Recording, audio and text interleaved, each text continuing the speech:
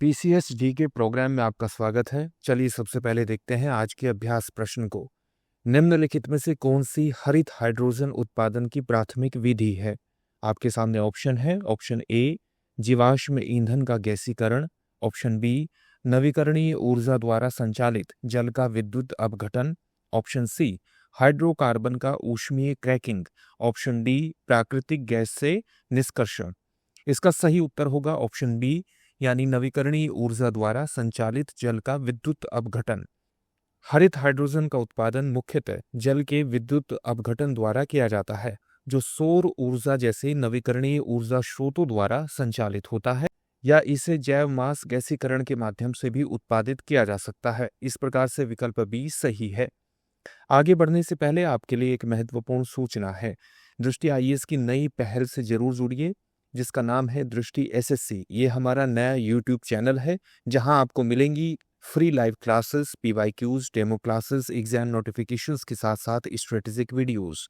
तो अभी सब्सक्राइब कीजिए दृष्टि एसएससी। या अधिक जानकारी के लिए आप हमें एक नंबर पर कॉल भी कर सकते हैं। नंबर है 8750187501। चलिए आज का पहला प्रश्न देखते हैं। पहला प्रश्न है, भारत की संविधान सभा के संदर्भ में निम्नलिखित कथनों पर विचार कीजिए। पहला कथन है, भारत के लिए संविधान सभा की अवधारणा सर्वप्रथम वर्ष 1934 में एमएन रॉय द्वारा प्रस्तुत की गई थी। दूसरा कथन है, संविधान सभा की मांग को सिद्धांततः ब्रिटिश सरकार ने वर्ष 1940 के अगस्त प्रस्ताव के माध्यम से स्वीकार किया। तीसरा कथन है, संविधान सभा का गठन नवंबर 1946 में भारतीय स्वतंत्रता अधिनियम 1947 के अंतर्गत किया गया था। उपर्युक्त कथनों में से कौन सा या सही है या है? आपके सामने ऑप्शन है। ऑप्शन ए केवल 1 और 2, ऑप्शन बी केवल 2 और 3, ऑप्शन सी केवल 1 और 3, ऑप्शन डी 1, 2 और 3 सभी। इसका सही उत्तर होगा ऑप्शन ए यानी केवल 1 और 2। चलिए सबसे पहले जानते हैं संविधान सभा के बारे में। वर्ष 1934 में भारत के लिए संविधान सभा की अवधारणा सर्वप्रथम एमएन रॉय द्वारा प्रस्तुत की गई थी, जो भारत में साम्यवादी आंदोलन के प्रवर्तक थे। इस प्रकार से कथन 1 सही है। वर्ष 1935 में भारतीय राष्ट्रीय कांग्रेस ने औपचारिक रूप से संविधान सभा की मांग की, ताकि भारत का संविधान तैयार किया जा सके। संविधान सभा की मांग को अंततः ब्रिटिश सरकार ने वर्ष 1940 के अगस्त प्रस्ताव में सिद्धांततः स्वीकार किया। अतः कथन 2 सही है। संविधान सभा का गठन नवंबर 1946 में कैबिनेट मिशन योजना के अंतर्गत किया गया था। अतः कथन 3 सही नहीं है। चलिए अब देखते हैं आज के अगले प्रश्न को। उत्तर प्रदेश राज्य के किस गांव को प्रतिष्ठित भारतीय उपमहाद्वीपीय उत्तरदायी पर्यटन पुरस्कार 2025 के लिए चुना गया है? आपके सामने ऑप्शन है कारीकोट, चंदेरी, सुंदरबन और छा। इसका सही उत्तर होगा ऑप्शन ए यानी कारीकोट। कारीकोट गांव को ग्रामीण पर्यटन के प्रति अपने अभिनव और समुदाय संचालित दृष्टिकोण के कारण आईसीआरटी पुरस्कार 2025 के लिए चुना गया है, जो स्थिरता और सकारात्मक प्रभाव पर जोर देता है। इस प्रकार से विकल्प ए सही है। चलिए अब देखते हैं अगले प्रश्न को। थारू आदिवासी समुदाय मुख्यतः किन क्षेत्रों में निवास करता है? आपके सामने ऑप्शन है। ऑप्शन ए राजस्थान और हरियाणा, ऑप्शन बी महाराष्ट्र और Goa, option C Uttarakhand Uttar Pradesh, option D Assam और पश्चिम बंगाल। इसका सही उत्तर होगा ऑप्शन सी उत्तराखंड और उत्तर प्रदेश। थारू समुदाय मुख्यतः उत्तराखंड, उत्तर प्रदेश और बिहार के तराई क्षेत्रों में निवास करता है। इस प्रकार से विकल्प सी सही है। अगला प्रश्न है, भारत में पहली ड्रोन फॉरेंसिक प्रयोगशाला कहाँ स्थापित की गई है?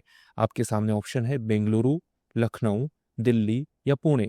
इसका सही उत्तर होगा ऑप्शन बी यानी लखनऊ।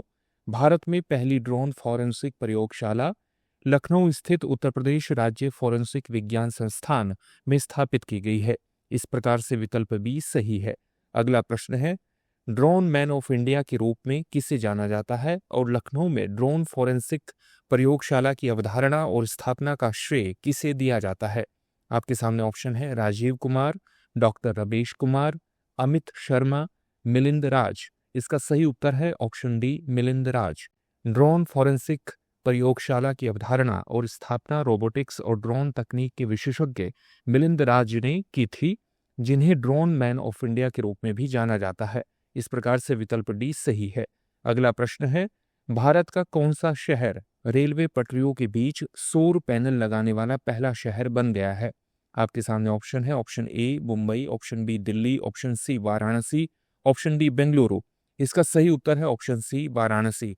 वाराणसी भारत का पहला शहर बन गया है जिसने रेलवे पटरियों के बीच पोर्टेबल सौर पैनल लगाए हैं जो सतत ऊर्जा को बढ़ावा देता है। इस प्रकार से विकल्प सी सही है। अगला प्रश्न है, हाल ही में शुरू किए गए ऑपरेशन काल नेमी का मुख्य उद्देश्य क्या है?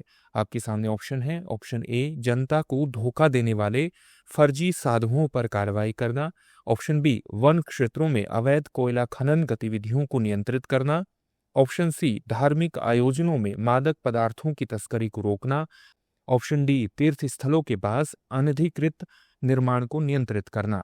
सही उत्तर होगा ऑप्शन ए जनता को धोखा देने वाले फर्जी साधुओं पर कार्रवाई करना।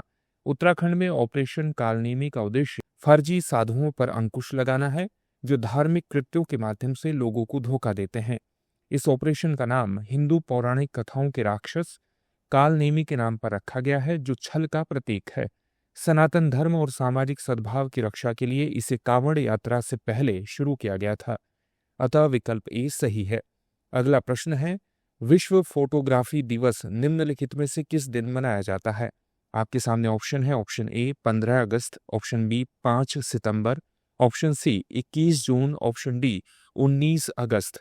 इसका सही उत्तर होगा ऑप्शन डी यानी 19 अगस्त।